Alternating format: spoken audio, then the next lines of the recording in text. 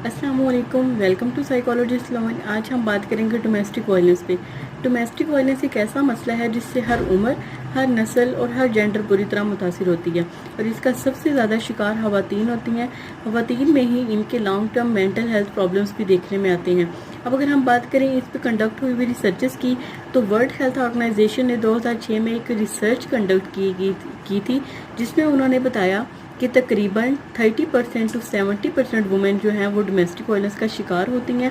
और इसमें सबसे ज़्यादा कॉमन वायलेंस जो था वो एक तो फिज़िकल वायलेंस था और दूसरा सेक्सुअल अब्यूज़। इसके अलावा पाकिस्तान से रिलेटेड एक रिसर्च कंडक्ट की गई जिसमें ये बताया गया कि तकरीबन 20 टू 30% वुमेन जो है वो हर साल पाकिस्तान में डोमेस्टिक वायलेंस का शिकार होती हैं और डोमेस्टिक वायलेंस की वजह से ही 5000 ख़वातीन जो हैं वो हर साल पाकिस्तान में मारी जाती हैं। इसके अलावा एक सर्वे किया गया जिसमें पाकिस्तान को औरतों के लिए दुनिया में तीसरे नंबर पर खतरनाक मुल्क करार दिया गया।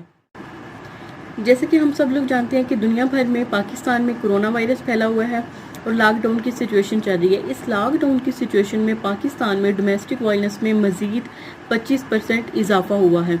इसकी फ़िज़िकल इंजरीज़ अगर हम देखें कि डोमेस्टिक वायलेंस की वजह से फ़िज़िकल इंजरीज़ कौन कौन सी होती हैं, तो उसमें स्लैपिंग आती है, कट्स आते हैं, बाइट मार्क्स होते हैं। इसके अलावा हाइपरटेंशन का शिकार हो जाते हैं लोग, मर्डर होते हैं इसकी वजह से हार्ट डिजीज़ पैदा होती हैं, मिसकैरेज हो जाते हैं। हम देखें अगर कि वायलेंस कितनी तरह का होता है, कि इसकी कितनी टाइप्स हैं, तो उसमें सेक्सुअल वायलेंस होता है, इसके अलावा फिज़िकल वायलेंस, इमोशनल वायलेंस होता है, रिलीजियस वायलेंस होता है। रिलीजन के बेस पे भी बहुत से लोग जो होते हैं वो वायलेंस कर रहे होते हैं। इसके अलावा इकोनॉमिक वायलेंस भी होता है। इसके डोमेस्टिक वायलेंस की जो होती हैं वो बहुत ज़्यादा इसके इफ़ेक्ट भी होते हैं बुरे। अब अगर हम लोग बात करें कि डोमेस्टिक वायलेंस के फ़िज़िकल इफ़ेक्ट्स क्या क्या होते हैं, तो इसमें क्रोनिक फटीग आते हैं, शॉर्टनेस ऑफ ब्रीथ आती है, रेड एंड पर्पल कलर के मार्क्स जो होते हैं वो नेक पे बनते हैं। इसके अलावा मिसकैरेज होते हैं, सेक्सुअल डिसफंक्शनिंग होना शुरू हो जाती है। इसके अलावा जो बंदा फ़िज़िकल वायलेंस को एक्सपीरियंस कर रहा होता है उसका स्लीपिंग पैटर्न, उसका ईटिंग बिहेवियर जो है वो बिल्कुल चेंज हो जाता है। अब अगर हम चलें इसके मेंटल के इफ़ेक्ट क्या क्या हो सकते हैं डोमेस्टिक वायलेंस के, तो उसमें पीटीएसडी होना शुरू हो जाता है लोगों को, पोस्ट ट्रॉमेटिक स्ट्रेस डिसऑर्डर। उनमें एंजाइटी का लेवल बहुत ज़्यादा हाई हो जाता है, स्वेयर हो जाता है। उनको डिप्रेशन होना, प्रोलॉन्ग डिप्रेशन हो जाता है जिसमें सैडनेस जो होती है वो कॉमन होती है। इसके अलावा उनको अनकंट्रोलेबल थाट्स होती हैं, उनकी सुसाइडल अटैम्प्ट होते हैं, सुसाइडल थाट्स भी होती हैं। ठीक है, अब अगर हम चलें कि इसके इमोशनल इफ़ेक्ट क्या क्या हो सकते हैं, तो इमोशनल इफ़ेक्ट में क्या आता है कि इनकी एंजाइटी जो है उसका लेवल बहुत ज़्यादा हाई हो जाता है, सेल्फ स्टीम इनकी बहुत ज़्यादा लो हो जाती है। इसके अलावा वो अपने फ्यूचर को लेके बिल्कुल भी मोटिवेटेड नहीं होते, वो किसी भी इंसान पे ट्रस्ट नहीं कर सकते और इनकी सेल्फ स्टीम भी लो हो जाती है बिल्कुल।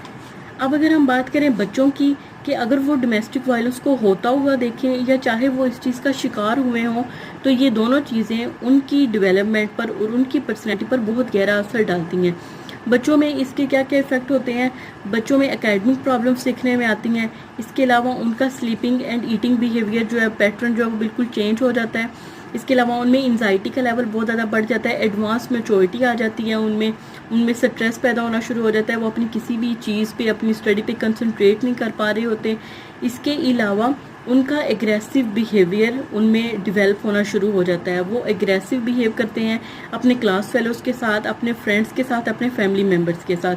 इसके अलावा उनमें इंसोम्निया और फोबियाज डेवलप होना शुरू हो जाते हैं। अब अगर हम बात करें कि हम डोमेस्टिक वायलेंस को किस तरीके से रोक सकते हैं, हम क्या क्या तरीके इस्तेमाल कर सकते हैं जिससे हम डोमेस्टिक वायलेंस को कंट्रोल कर सकते हैं या इसको रोक सकते हैं, तो उसके चंद एक तरीके ये हैं कि सबसे पहले काम हमें डोमेस्टिक वायलेंस को रोकने के लिए जो करना चाहिए वो ये कि हमें अपनी कम्युनिटी को, अपनी सोसाइटी को डोमेस्टिक वायलेंस से रिलेटेड एजुकेट करना चाहिए। हमें उन्हें बताना चाहिए कि डोमेस्टिक वायलेंस हमारी सोसाइटी के लिए, हमारे बच्चों के लिए कितना हार्मफुल है।